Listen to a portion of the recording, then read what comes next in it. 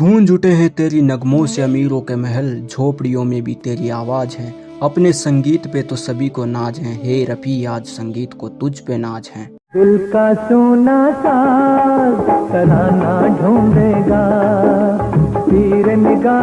मखमली आवाज के बेताज बादशाह पद्मश्री मोहम्मद रफी की पुण्यतिथि के इस अवसर पर अपनी श्रद्धा के फूल चढ़ाने आ रहे हैं विविध भारती के महान उद्घोषक श्री कमल शर्मा जी। कुछ ध्वनियां हिंदुस्तान के घर घर में गूंज रही, कुछ आवाजें आपको जगाती हैं, कुछ सिखाती हैं, कुछ ध्वनियां सुदूर अंचल में खींच ले जाती हैं। सिनेमा जगत में 1940 के बाद मोहम्मद रफी की आवाज का जादू कुछ ऐसा चला कि हिंदुस्तान की आवाम सिर्फ इसी आवाज में नगमे सुनना चाहती थी। आज मौसम बड़ा बेईमान। नमस्कार दर्शकों, स्वागत आप सबका श्री देव टीवी पर। वो जब याद आए बहुत याद आए। आज के हमारे रफी स्पेशल के इस खास कार्यक्रम में रफी साहब के जीवन से जुड़े ढेरों किस्सों और कहानियों पर बातचीत करने के लिए श्री देव टीवी लेकर आया है रेडियो की दुनिया में अपनी आवाज का जादू बिखेरने वाले विविध भारती के महान उद्घोषक श्री कमल शर्मा जी को।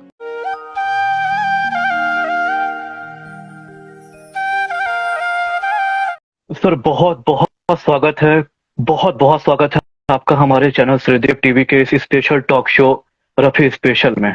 और मैं अपने तमाम सुनने वालों और देखने वालों को बताना चाहूंगा कि आज जो एक अजीमो खास शख्सियत जो आज हमारे कार्यक्रम में उपस्थित हुई है, उसको पूरी दुनिया उनको कमल शर्मा के नाम से जानती है। और मैं चूंकि इनका एक बहुत बड़ा फैन हूं और मैं इनको तहे दिल से प्रणाम करता हूं, इनका शुक्रिया अदा करना चाहता हूं। वैसे कमल शर्मा, मैं बता देना चाहता हूं अपने सारे दर्शकों को कि कमल शर्मा हमारे विविध भारतीय रेडियो स्टेशन, जो हमारा देश का सबसे बड़ा रेडियो स्टेशन है, उसके सबसे बड़े अनाउंसर हैं, सबसे बड़े उद्घोषक। इनके चाहने वाले लाखों में नहीं करोड़ों में हैं, और अपने देश में नहीं सरहद के पार भी देश विदेश में इनके चाहने वाले, इनके प्रशंसक जो आज भी इनके प्रशंसा में डूबे रहते हैं। तो मैं तहे दिल से कमल शर्मा जी आपका स्वागत करता हूं। आप हमारे चैनल में आए और अपने इतने बिजी शेड्यूल्स में से आपने समय निकाल करके हमें समय दिया और इस महान गायक रफी साहब के बारे में बातचीत करने के लिए, इसके लिए हम तहे दिल से आभारी हैं सर। बहुत स्वागत है आपका हमारे चैनल श्रीदेव टीवी पर। बहुत शुक्रिया कौशल जी, आपको भी नमस्कार, और अर्जुन जी आपको भी नमस्कार, हृदय से आभार। और मैं अभिनंदन करता हूं उन तमाम दर्शकों का जो आपके श्रीदेव टीवी चैनल से जुड़े हैं, और उसका बहुत स्वागत है इस कार्यक्रम में। और आज वाकई एक बहुत ही महत्वपूर्ण विषय पर हम चर्चा करने के लिए, बहुत सुरीले विषय पर बात करने के लिए यहाँ हाजिर हुए हैं। और बातचीत के केंद्र में आदरणीय रफी साहब हैं। सर, रेडियो बिल्कुल एक ब्लाइंड मीडियम है, बिल्कुल एक ब्लाइंड मीडियम, जैसा कि आप हमेशा कहते हैं अपने बहुत इंटरव्यू में, अपने बहुत सारे प्रोग्राम में। और जो विविध भारती रेडियो स्टेशन पे जब आप कार्यरत थे, 2017 में आप सेवानिवृत्त हो चुके हैं वहां से, आपने बहुत सारे कार्यक्रमों की डिजाइन आपने तैयार की, उनकी रूपरेखा तैयार की है, उनका रोड मैप तैयार किया है, उनके सिग्नेचर ट्यून बनाए हैं, और इनके पीछे बहुत बड़ा योगदान है। और हम श्रोताओं पर आपने बहुत बड़ा एहसान किया है। हम ताउम्र जब तक इस धरती ग्रह पर, इस अपने सौर मंडल, अपने मिल्की वे गैलेक्सी पर रहेंगे, तब तक हम आपके ऋणी रहेंगे, क्योंकि आपने ऐसे अद्भुत, ऐसे कालजयी कार्यक्रम आपने हमें सौगात के रूप में हमें भेंट किया है कि जिसकी कोई सानी नहीं, जिसकी कोई तुलना नहीं है। आपने हेलो फरमाइश दी है, उजाले उनकी यादों के दिया है, सरगम के सितारे दिया है, विविधा दिया है, भारतीय सिनेमा के नक्षत्र के अंतर्गत आपने जो हमारे भारतीय सिनेमा के जो वो महान, अद्भुत और कालजयी कलाकार हैं, चाहे वो गुरुदत्त जी हों, महान संगीतकार चित्रगुप्त हो, नौशाद साहब हों, इन सब के बारे में आपने बहुत ही तफसील से, बहुत ही विस्तार पूर्वक आपने बातचीत की है। जब आप सदाबहार नगमे में आते थे या छाया गीत में जब आते थे, तो केवल आपकी आवाज रेडियो स्टेशन से गूंजा करती थी और फिजाओं में मतलब गुंजायमान हो जाती थी। और जब वो आवाज हमारे इस भौतिक देह से, हमारे स्थूल काया से टकराती थी, तो हमारे इस भौतिक शरीर का भेदन करके हमारे सूक्ष्म शरीर को भी रोमांचित और तरंगित कर देती थी। तो हम आज भी उन लहरों में बार बार भीगते हैं सर। और आपका शेड्यूल बहुत बिजी रहता है, बहुत बिजी शेड्यूल है, क्योंकि कई बार आपको अलग अलग जगह आपको इंटरव्यू देने के लिए जाना होता है। कई बार आपको जो हमारे सिनेमा के जो नए न्यू कमर्स होते हैं, या जो आर्टिस्ट जो रेडियो के लिए जो आरजे बनने का स्वप्न देखते हैं, या टीवी इंडस्ट्री के लिए बहुत बार आपको जो लोग ज्वाइन करना चाहते हैं वहां पर आप वर्कशॉप में हिस्सा लेते हैं, उनको बहुत कुछ सिखाते हैं, बहुत ही बारीकियां, बहुत ही छोटी छोटी, बहुत ही गूढ़ चीज सिखाया करते हैं। बहुत सारे ऑडियो बुक्स को आपने अपनी आवाज दी है, और मैं क्या बोलूं आपके बारे में जितना कहा जाए वो बहुत कम पड़ेगा। हम आपको शब्दों की सीमा में नहीं बांध सकते। आपका जो व्यक्तित्व है बहुत ही विराट व्यक्तित्व है, और वो किसी भी चीजों से परे है। आपका एक अलग आयाम है, एक अलग ब्रह्मांड है। हम आपके बारे में क्या कहें, हम नतमस्तक हैं। आपके करोड़ों चाहने वाले हैं, अरबों चाहने वाले हैं सर, उसमें मैं भी एक छोटा सा टिमटिमाता हुआ एक जुगनू मात्र हूं, और इससे ज्यादा मैं कुछ नहीं कह सकता। आपका बहुत बहुत बहुत धन्यवाद अर्जुन जी। बड़ी काव्यात्मक अभिव्यक्ति है आपकी तारीफ में भी। आपने ऐसे मुझे इतने अलंकरण जो है उनसे मुझे सम्मानित कर दिया है, और मैं अभिभूत हूँ। इसमें क्या कहूँ, मेरे पास में भी शब्द नहीं है। बहुत तारीफ की। और आप इसके पहले भी जब भी मुझसे बात करते रहे हैं, हमेशा वो जिसको कहते हैं कि मेरे हर कार्यक्रम को लेकर के आपने बहुत ही सकारात्मक टिप्पणियां की हैं, मेरा हौसला बढ़ाया है, और कई विषयों पर हमने बातें की हैं। तो हर बार जब भी मैं भी आपसे बात करता हूँ तो बहुत गदगद हो जाता हूँ, बहुत अच्छा लगता है मुझे। और जहां तक रेडियो की बात है, रेडियो जैसे आपने शुरू में कहा ब्लाइंड माध्यम है, और हम लोग शब्द ब्रह्म के उपासक हैं। हमारे यहाँ तो भारतीय जो दर्शन है उसमें यह माना जाता है कि इस पूरे अखिल विराट ब्रह्मांड की उत्पत्ति ही शब्द से हुई है, ध्वनि से हुई है। उससे के बाद में अग्नि और फिर तमाम तत्व जो हैं उनका जन्म हुआ। तो शब्द जो है वो शब्द ऊर्जा कभी नष्ट नहीं होती, वो पूरे ब्रह्मांड में घूमती रहती है। और अब तो वैज्ञानिक ये पता कर रहे हैं कि हजारों साल पहले की ध्वनियां भी अगर रिकॉर्ड की जा सकें, तो आप कोई प्रोग्राम बनाते हैं, जो कुछ भी बोलते हैं वो इस ब्रह्मांड में चला जाता है। तो ऐसे ही हमारे परम आदरणीय, हम सबके प्रिय, हम सबकी रूह में बसने वाले रफी साहब जो हैं, उनका स्वर भी इस अखिल ब्रह्मांड में सदा सदा के लिए वो यात्रा करता रहेगा।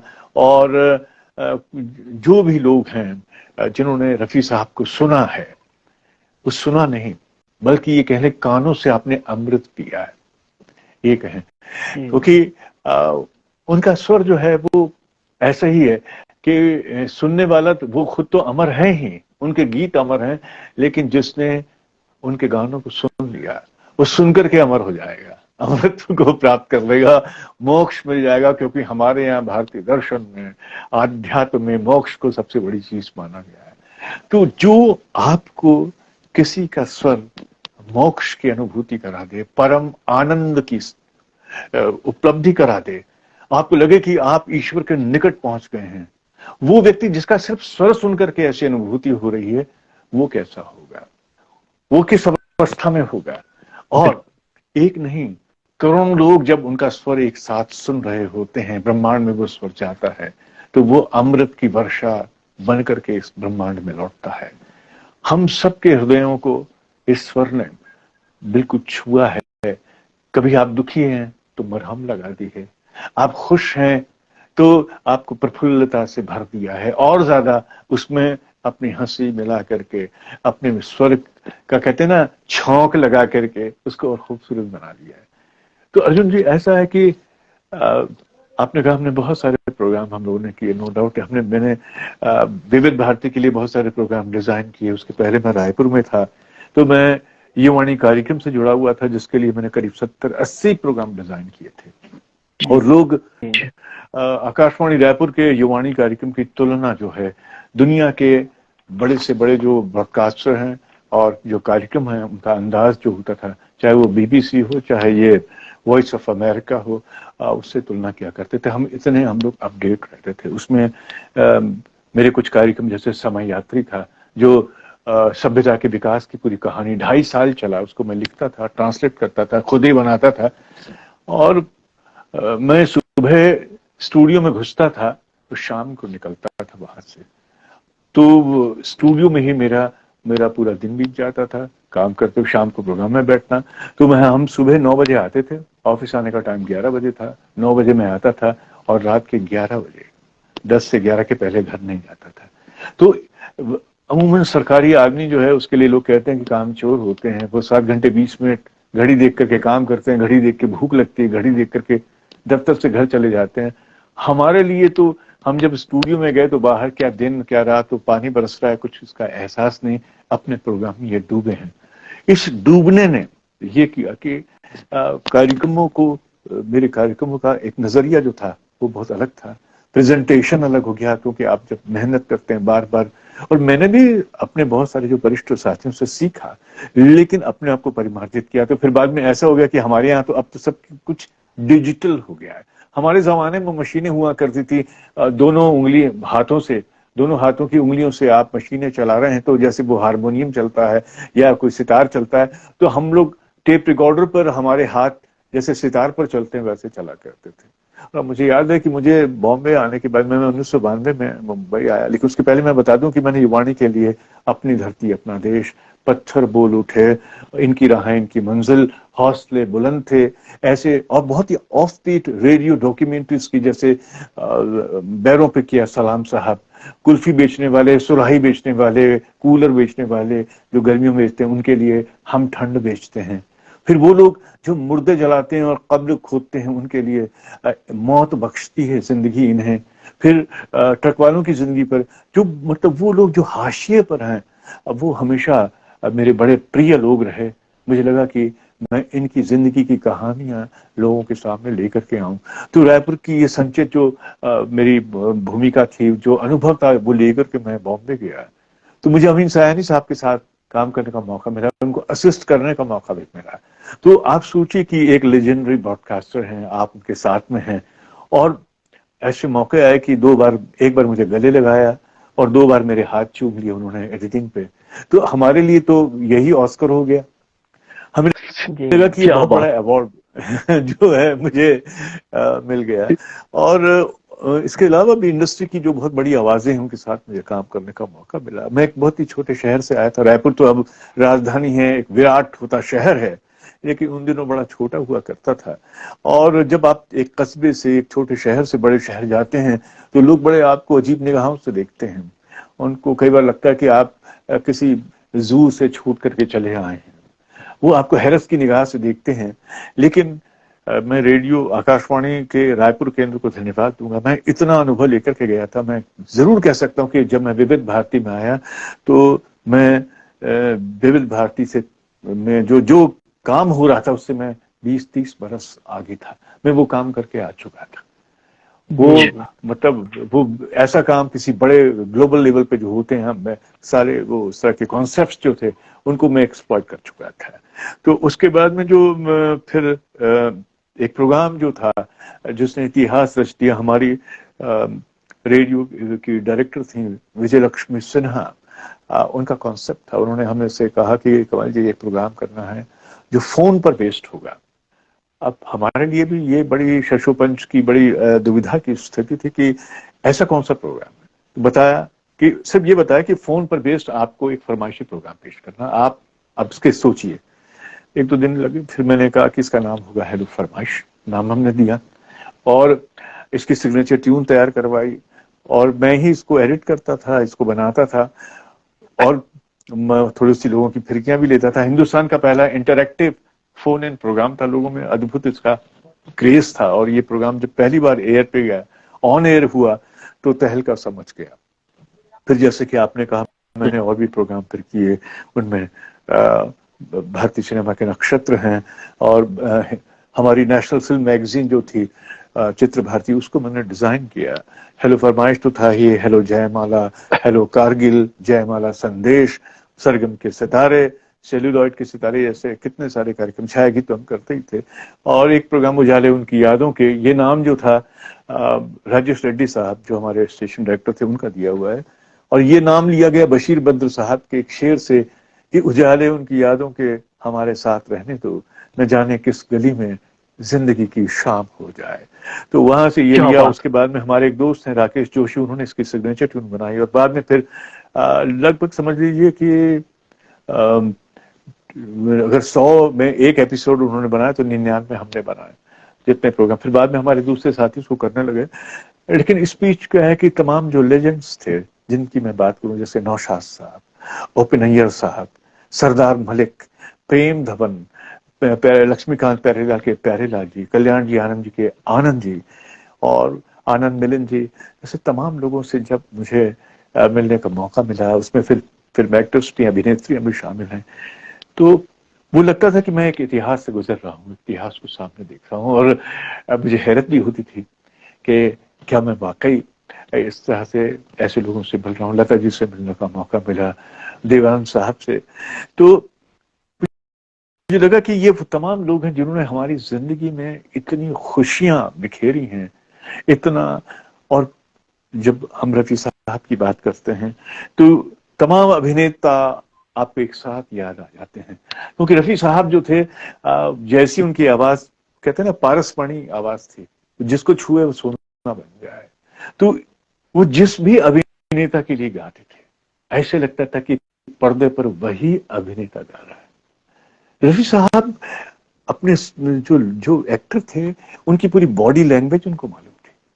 वो उनको ये था कि इसका कैरेक्टर कैसा स्क्रीन पर होगा। मुझे याद है कि मैं शक्ति सामंत साहब का इंटरव्यू कर रहा था और जिक्र आया इवनिंग इन पेरिस फिल्म का, इसमें जो है गाना वो गाते हैं शम्मी कपूर साहब, जो है वो है आसमां से आया फरिश्ता प्यार का परिंदा। आसमान से आया फरिश्ता प्यार का सबक सिखलाने, दिल कि आसमान से आया फरिश्ता जी। प्यार का सबक सिखाने। और आप जानते हैं कि वो एल्विस प्रेस्ले जो हैं, वो हमेशा उनसे प्रभावित भी रहे, वो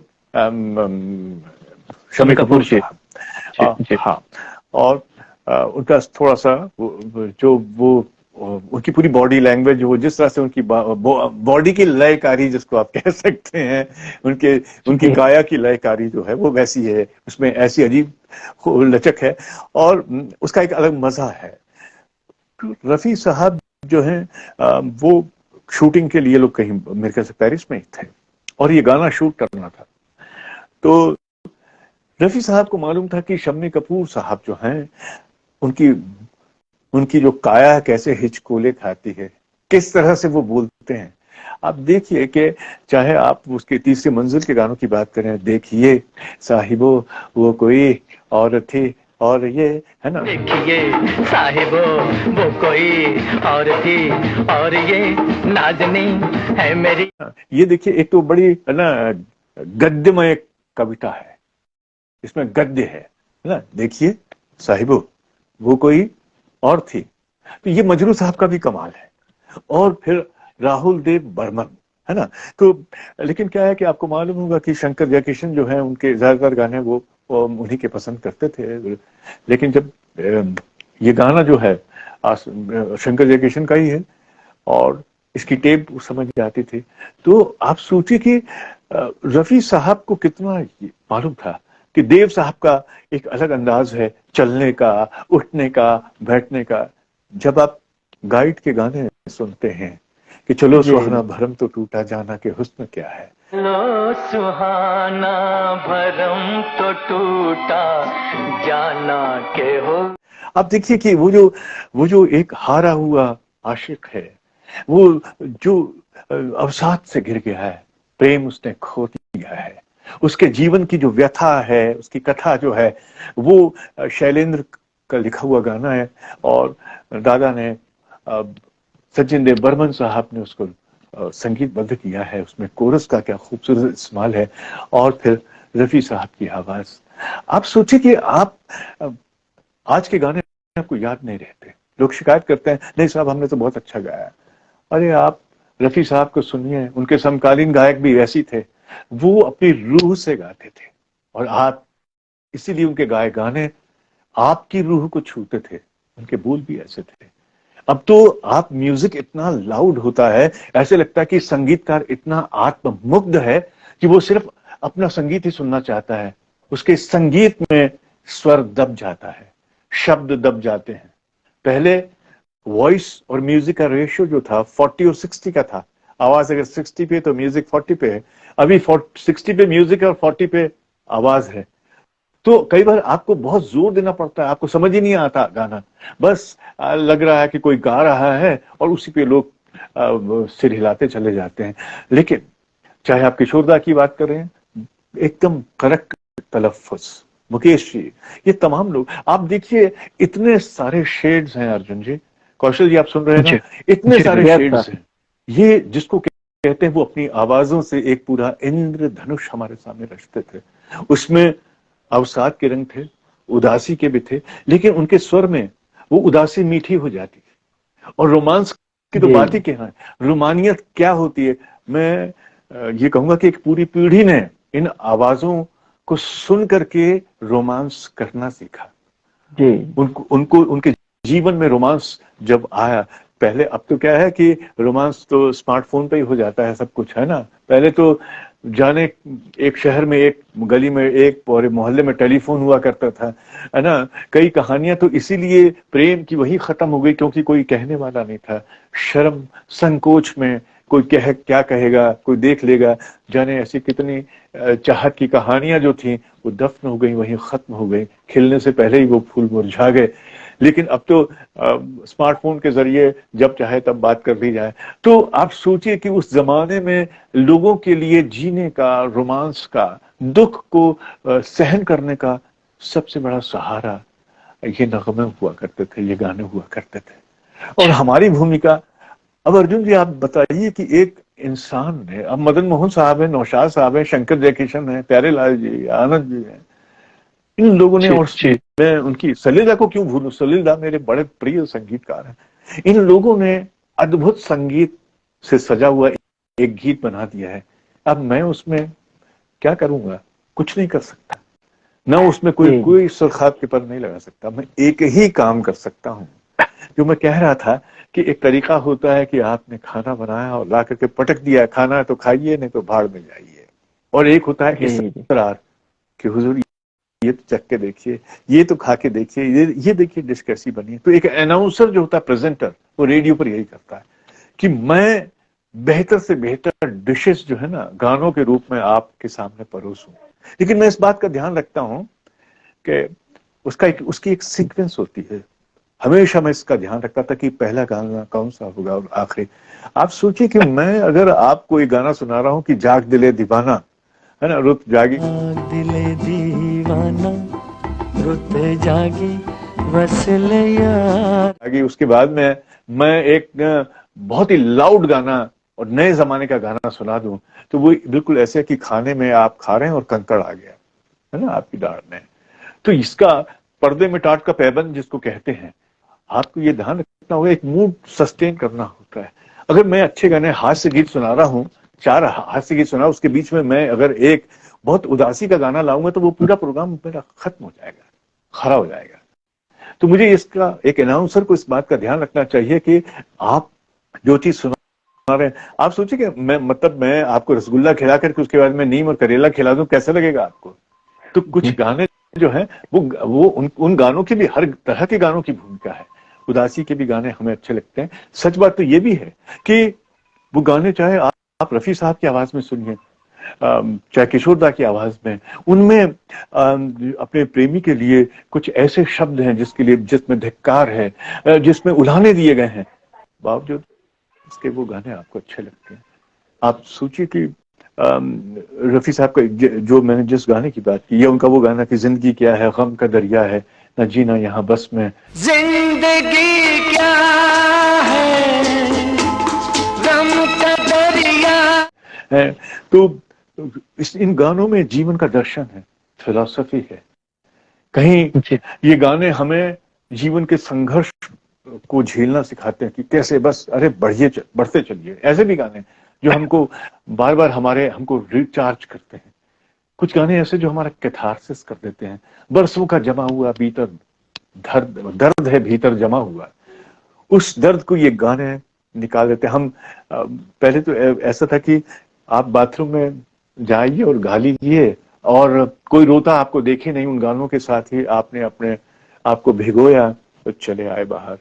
आपने अब आप खुश हैं तो एक गाने के साथ में आपने अपनी खुशी बांट ली। अब तो उस तरह के गाने भी नहीं बनते जिनके साथ आप अपना दर्द बांट लें, अपनी खुशी बांट लें। इसलिए बार बार आपको उन्हीं पुराने गानों की शरण में जाना पड़ता है। आप देखिए ना कि जितने भी हम शोज देखते हैं, उसमें नए नए जो बच्चे हैं उसी दौर के गाने गाते हैं। वो हर बार रफी साहब को, किशोरदा को, हेमंत दा को, मुकेश जी को, मन्ना दा को और मखमली आवाज के मालिक तलत साहब को याद करते हैं। क्या सब कुछ लुटा के होश में आए तो क्या दिया। किस मिट्टी के बने थे अर्जुन जी, बताइए ये लोग। जी ये इनको किस जी जी मिट्टी है ये। कई बार लगता कि खुदा ने, ऊपर वाले ने इनको बड़ी फुर्सत में बनाया था। इनके गले में मिश्रियां घोल दी थी, इनके गले में शहद की पुड़िया रख दी थी, पता नहीं शहद की कौन सी चीज रख दी थी कि जो कुछ भी बोलते भी थे तो ऐसी मिठास निकलती थी कि पूछिए मत। और मुझे कई किस्से याद हैं कि रफी साहब का जिक्र चलाया और हमारे एक बड़े अजीज दोस्त हैं, वो उन्होंने एक जिक्र किया, उनका नाम मुझे, माफी चाहूंगा एकदम से याद नहीं आ रहा। तो कभी बार ऐसा हो जाता है कि आपके बहुत अजीज लोग भी हैं, जबान में पर उनका नाम नहीं आ रहा। तो उनका नाम है अमरोहवी है, सरनेम उनका वो है। तो कहते हैं कि रफी साहब जो हैं वो एक बार कार्ड देने गए अपनी बेटी की शादी का, और राज कपूर साहब के यहाँ गए वो। तो राज कपूर साहब जो हैं वो देर से जागते थे और रात को देर से सोए थे वो। और रफी साहब जब कार्ड देने आए तो कार्ड दे के उनके घर में किसी ने सोचा कि राज कपूर साहब को क्या जगाना, ये जो है कार्ड दे करके चले जाएंगे, कार्ड बाद में दे देंगे, दिखा देंगे। तो कहते हैं कि वो उनके जो ड्राइवर थे वो देख रहे थे इस चीज को, और उनको लगा कि अगर राज कपूर साहब को पता चला कि रफी साहब आए हैं और नहीं बताया तो शायद नाराज हो सकते हैं। तो वो उनको बताने गया, जगाने चला गया, और राज कपूर साहब लुंगी पहने नंगे पांव ऊपर से नीचे सीढ़ियों से लगभग दौड़ते हुए नीचे आए। गली गली सीता रोए आज मेरे देश में, सीता देखी एक बहुत बड़ी बात है रफी साहब के लिए, क्योंकि उन्होंने राज कपूर साहब के लिए लगभग शायद ही कोई गाना गाया, लेकिन रफी साहब के लिए जो उनका, उनके मन में जो इज्जत थी राज कपूर साहब के लिए। देखिए कई बार क्या होता है, कई बार एक बहुत महान व्यक्ति हमारे साथ उठता बैठता, रात दिन हम उसको देखते हैं ना, तो हमें उसकी वैल्यू समझ में नहीं आती। जी। और कई लोगों को मालूम है कि ये व्यक्ति क्या है, इसकी क्या कीमत है। हम रोज एक अद्भुत घटना देखते हैं, सूरज का उगना अस्त होना, चांद को भी देखते हैं, कुदरत की ये नेमते हैं और अद्भुत घटनाएं, दिव्य घटनाएं। सर मैं एक मिनट अभी जी बोलिए सर। सर मैं एक मिनट बोलना चाहता हूँ कि अभी आप बोल रहे थे सर, वो बीच में वो लाइट चली गई सर। राज कपूर साहब बिल्कुल लुंगी पहन के बिल्कुल नीचे आए, और रफी साहब से वो वाला दोबारा जिक्र कर दीजिए सर एक बार। जब वो नीचे दौड़ते हुए आए तो उन्होंने उनको गले लगाया और कहा कि आज मेरे घर भगवान आया है, ये कहा उन्होंने। और उन्होंने अपने यहाँ की जितनी भी गाड़ियां थी ये सब उनकी खरीद में लगा दी, और ये वाकया उन्होंने मुझसे शेयर किया, मुझे बताया। तो मुझे बड़ी दिल को बात छू गई कि रफी साहब, जब उन्होंने कहा तो भगवान शब्द उन्होंने गलत इस्तेमाल नहीं किया। उन्होंने जो भजन गाया वो हमको भगवान के, ईश्वर के करीब ले जाते हैं।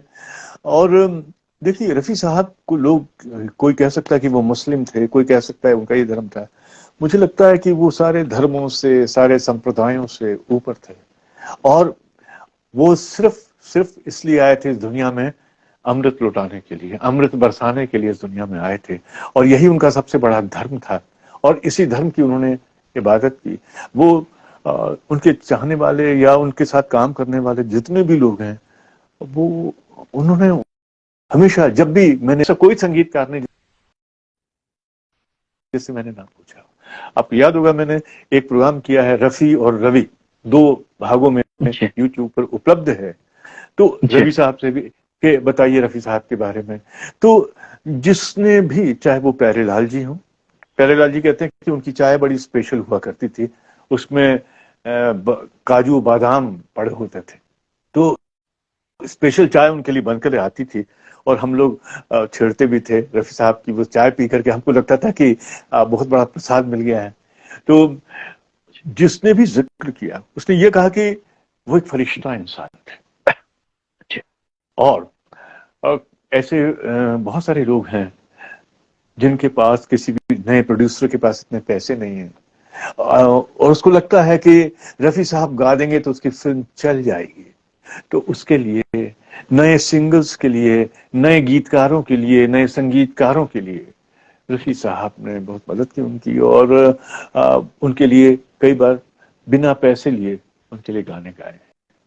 और आप सोचिए वो इंसान जो है भीतर से कितना कितना सकारात्मक था कि जब वो उदासी का गाना गाते थे तो भी उनके मुंह पर, उनके चेहरे पर मुस्कुराहट होती थी।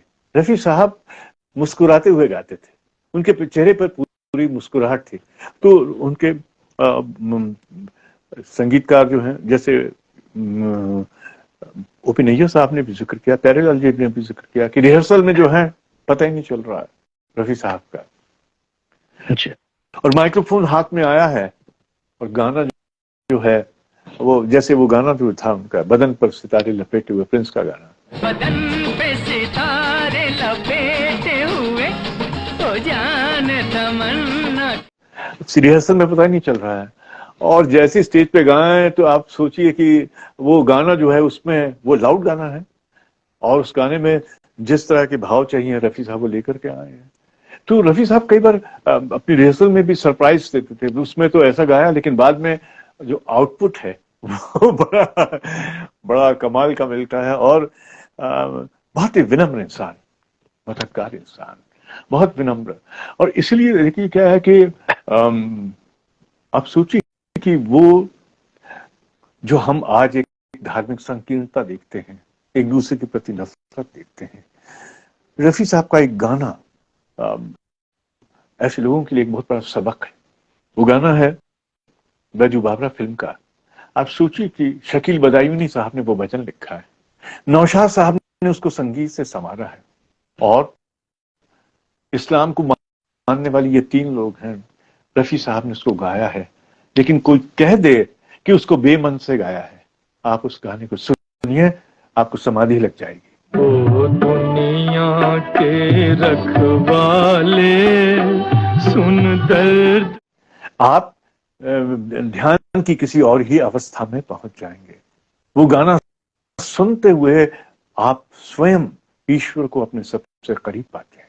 क्या ये कमाल नहीं है? ये उन लोगों के लिए एक बहुत बड़ा सबक है जो धर्म को बीच में लेकर के आते हैं, नफरत फैलाते हैं। रफी साहब हर धर्म के लिए थे, हर मजहब के लिए थे, सबके। इसलिए वो चाहे एक टपरी हो, झोपड़ी हो, वहां भी उनका गाना सुना जा रहा है, और महलों में भी उनकी आवाज गूंज रही है। उनकी आवाज पूरे इस ब्रह्मांड की आवाज, पूरी इस ब्रह्मांड में गूंज रही है, अमृत बरसा रही है। आप उनके आप सोचिए कि He was a great actor also। आप देखिए कि जब आप आंख बंद करें और आपके सामने उस एक्टर की तस्वीर आ जाए, आप याद करिए कई बार, क्योंकि विविध भारती पर एक साउंड ट्रैक का प्रोग्राम भी हुआ करता था जिसमें सिर्फ आवाज ही तो हम सुनवाते थे फिल्म की, है ना। तो जी। उससे आपको पता चल जाता है कि ये अशोक कुमार हैं, जिन्होंने उनको स्क्रीन पर देखा तो पहचान ही जाते हैं, लेकिन उनके अंदाज से, है ना। तो रफी साहब जो थे वो भी ड्रामा करते थे अपनी आवाज से, और ये ड्रामा किशोर दा भी करते थे। ये ड्रामा मन्ना दा ने भी किया। मन्ना दा ने महमूद साहब के लिए बहुत सारे गाने गाए हैं, लेकिन किशोर दा ने तो अपने ही गानों में वो कॉमेडी की है और बड़ा वो। लेकिन रफी साहब ने भी जॉनी वॉकर साहब के लिए गाए हैं, महमूद के लिए गाना गाया है। अब जैसे मुझे एक गाना याद आता है, वो जाली नोट का गाना है, छुर्री बन काटा बन ओ माई सन। तो वो ओम प्रकाश जी पर फिल्माया बड़ा। फिर एक गाना जो है ये जाली नोट का है, और एक गाना जो और है मुझे याद है, वो मेरे ख्याल से मिस्टर जॉन फिल्म का गाना है। वो गाना है बेटा संभल के चलना, ज्यादा नहीं उछलना। बड़ी हिदायतें हैं इसमें लेकिन ये रफी साहब का एक और ही रंग है। लेकिन मैं चूंकि अर्जुन जी छाया गीत जो है मुझे बड़ा पसंद है, और उसमें खास तौर से मुझे लगता है कि रोमानियत की अगर मैं बात करूं तो रफी साहब किसी और ही आयाम में हमको उनकी आवाज ले जाती थी। वो चाहे गाना हो न झट को जुल्फ से पाने, या फिर वो गाना हो जो धर्मेंद्र साहब पे फिल्माया गया है कि एक हंसी शाम को, दिल मेरा खो गया, दिल मेरा मैं खो निगाहें गया। तेरे चेहरे से हटाऊं कैसे। और ये एक गाना जो है, ये तू मेरे सामने सुहागन का, जो गुरुदत्त साहब की आवाज में है। फिर खुली पलक पे झूठा गुस्सा, बंद पलक पे प्यार, तुमने मुझे देखा होकर मेहरबान, तीसरी मंजिल का गाना। फिर ये जो है संजीव कुमार साहब पर एक गाना फिल्माया गया है, हाय तबस्सुम तेरा। तबस्सुम तेरा धूप खिल गए। कमल सर, हम वो गाना कैसे भूल सकते हैं संजीव कुमार पे, तुम्हारी जुल्फ के साए में शाम हैं? कर फिर ये देखिए, लूंगा। तुम्हारी धूप के साए में शाम। फिर देखिए एक गाना है, वो मेरे ख्याल से योगेश जी ने लिखा, उषा खन्ना का संगीत है, कि 100 बार बनाकर मालिक ने 100 बार मिटाया होगा, ये हुस्न मुजस्सिम तब तेरा इस रंग पे आया होगा।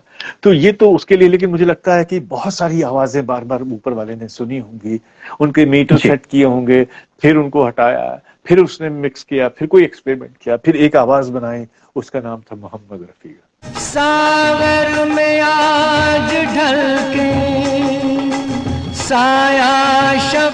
ये आवाज, इसमें जो डिविनिटी है वो, अगर हम बात करते हैं नौरसों की हमारे जीवन में, तो अगर एक गायक को वो सारे रंग बिखेरने आते हैं तो वो बहुत ही अच्छा गायक है। कैसे?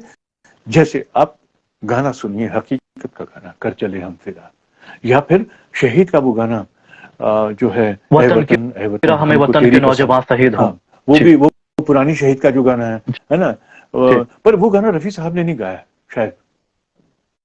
वतन की राह में रफी साहब और खान मस्ताना दोनों मिलके गाए हैं सर।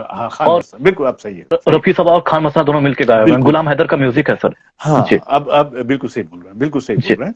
तो इसके अलावा जो है दूसरी शहीद का गाना जो मनोज कुमार साहब की थी, उसमें जिसमें गाने लिखे प्रेम धवन साहब ने, उन्होंने संगीत दिया है, धवन साहब जी का ऐ वतन तुझको मेरी कसम। हाँ, उसमें जब वो कहते हैं कि जब भगत सिंह का जिक्र आता है कि घोड़ी चढ़ के तो लाते हैं दुल्हन सभी, है ना, फिर वो कहते हैं इश्क आजादी से आशिकों ने किया, देखना एक दिन इसे हम भी लाएंगे, या फिर वो सरफरोश की तमन्ना, उसमें भी बहुत सारी आवाजें हैं तो, लेकिन ये जो गाना है जैसे, और फिर ये मुझे लगता है कि ये बहुत ही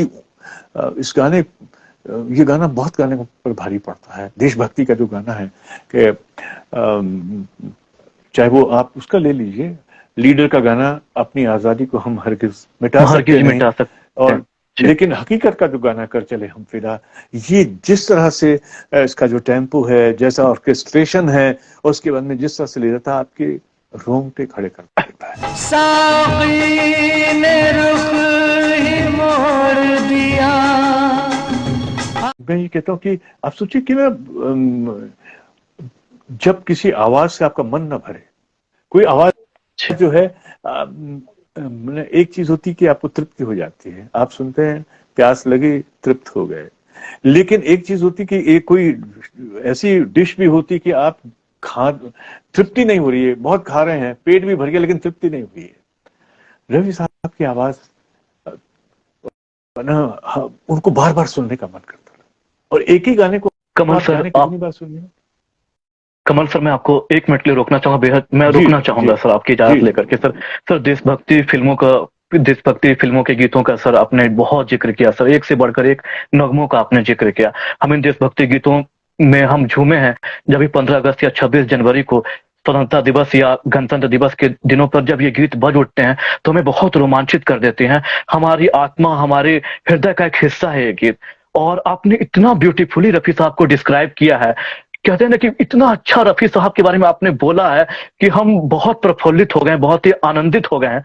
हम उन 2 गानों को कैसे छोड़ सकते हैं सर? हकीकत का वो गाना, हो के मजबूर मुझे उसने भुलाया होगा, जिसमें रोमांस भी है, सरहद पर हमारे सैनिक जो अपने परिवार से, अपनी मासूका, अपनी माँ से, अपनी प्रेमिका से बहुत दूर हैं और वो वहां पर गा रहे हैं, एक ये गाना। और दूसरा, जो भारतीय सिने जगत की जो पहली संगीतकार जोड़ी थी, खुद पंडित होतलाल भगत राम, जिन्होंने वो म्यूजिक पर उन्होंने गाने बनाए थे, सुनो सुनो दुनिया वालों, बापू की अमर कहानी, जिसको लिखा था महान गीतकार राजेंद्र कृष्ण जी ने। इन दोनों गीतों के बारे में हम जरूर आपसे सुनना चाहेंगे सर, जरूर जानना चाहेंगे। देखिए, मैं वो कहता हूँ कि एक पूरी पीढ़ी जिसने बापू को नहीं देखा, महात्मा गांधी को नहीं देखा था, लेकिन महात्मा गांधी के बारे में सिर्फ सुना था। जी। आप जब एक व्यक्ति कमेंट्री करता है, रफी साहब इस गाने के जरिए कमेंट्री कर रहे हैं, एक तरह से पूरी कहानी सुना रहे हैं बापू की। और एक वो गाना चूंकि 78 आरपीएम के रिकॉर्ड पर अवेलेबल है, तो 3.5 मिनट ऐसे करके 7 मिनट और 14 मिनट का गाना, 14 मिनट की रचना है। और एक पूरी की पूरी जो जन्म से लेकर के उनकी आखिरी जो उनकी जो महायात्रा है वहां तक आप इसको सुनते हैं, और बापू ऐसे लगता है कि आप बापू से मिल रहे हैं इस गीत के जरिए, इस रचना के जरिए। बहुत अमर रचना। और मैं तो कहूंगा कि देखिए, ये कमाल अगर रफी साहब कर पाए तो उसके पीछे वो गुणी संगीतकार और गुणी रचनाकार भी हैं।